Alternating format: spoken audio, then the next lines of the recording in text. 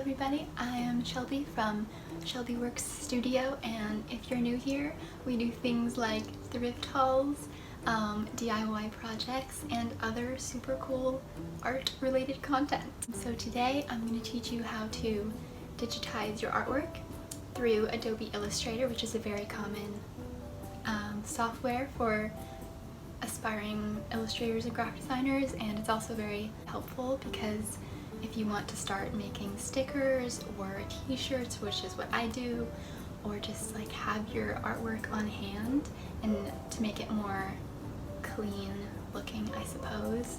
For this tutorial, you're going to need to pick one of your favorite designs or drawings or just anything that you can practice with, preferably if you did it in pen or just tracing it in like a darker HB pencil. I am going to choose from a stack of drawings that I already had that I made a long time ago. It can be any size. You can pick like a big one, or I've got some small little doodles here, but I think I'm going to go with this one because it has lots of little shapes.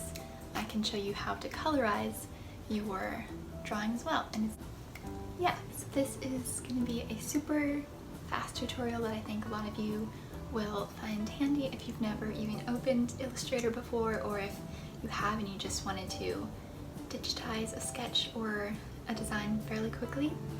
So yeah, let's get on into the video. First, you're going to open your camera app on your phone and take a picture of your drawing in good lighting. Try not to cast any shadows on the artwork because this will affect the process later. Also, make sure that you crop your image so that only the drawing on the paper is showing, and then I like to convert it to grayscale or just black and white because this helps keep your line work more prominent. Now you can airdrop this image to your computer, or you can email it to yourself if that works better, and we're just going to launch Adobe Illustrator now, and we're going to create a new artboard, and this is what my display looks like, so it's pretty standard. And then we're going to copy and paste that same image onto our artboard. And then it's always a good idea to save your artwork right away because I have a habit of not saving my work and then everything gets deleted because my computer crashes quite often. So make sure that you label and save your work. And now for the part we've all been waiting for. It's just a super fast way that I like to digitize my artwork. So we're gonna select the image trace bar at the top, and they have a bunch of options that you can choose from for different things, but we're going to choose sketched art, although default works pretty good as well. So this is going to basically trace your artwork for you, kind of like scanning your drawing in the computer the old-fashioned way, but this is just super fast and easy, and you can also expand the work so everything is kind of connected and the shapes that you have and lines are joined. Now we're going to grab our very handy dandy live paint bucket tool on the left hand side, and you're going to click anywhere in the white space of your drawing to activate that last action, and now you have a live coloring page. So that's super cool. And now we're going to open up the color books library. I'm going to select Pantone Solid Coated. It just has a nice array of colors. So here I'm just indecisively trying to decide on a color palette that I like, and at first I was kind of inspired by the Polly Pocket aesthetic of like the early 2000s, of those plastic toys you would get in Happy Meals as a child, but then I decided against this color palette because I usually just tend to stick with my normal color palette of purples and greens and very just bright colors. I mean, these are bright colors too, but I just didn't like it, so you're gonna see a time lapse of me just figuring that out.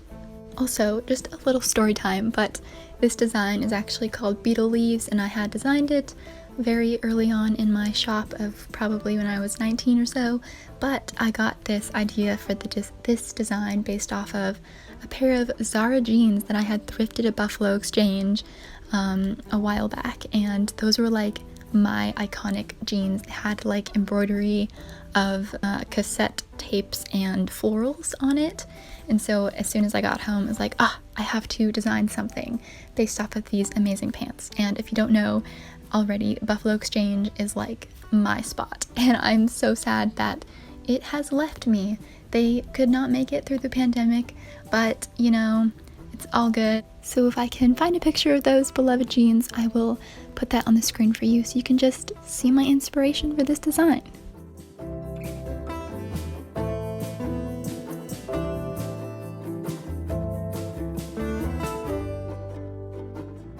So as you can see, by doing the image trace method that we did in the beginning, you're still keeping the integrity of the drawing because it still looks very much hand-drawn with the little wobbly lines here and there of the strokes that I did.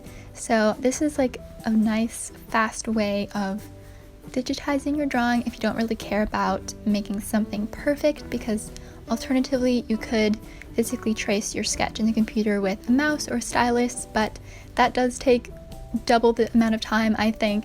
But in return you will get a super clean design that doesn't have any little flaws or anything like this one does. But I think both are good options, especially if you're an ultra beginner and you need something that is just easy and straight to the point. Then this method of using the image trace button and the live paint bucket tool is probably best for you. So I hope that this tutorial was easy to follow along and you found it somewhat entertaining. So that is pretty much it, and I will include some links in the description box of where you can download and purchase the Adobe Creative Cloud. I hope you enjoyed this video, and if you did, don't forget to like and subscribe, and I'll see you next time.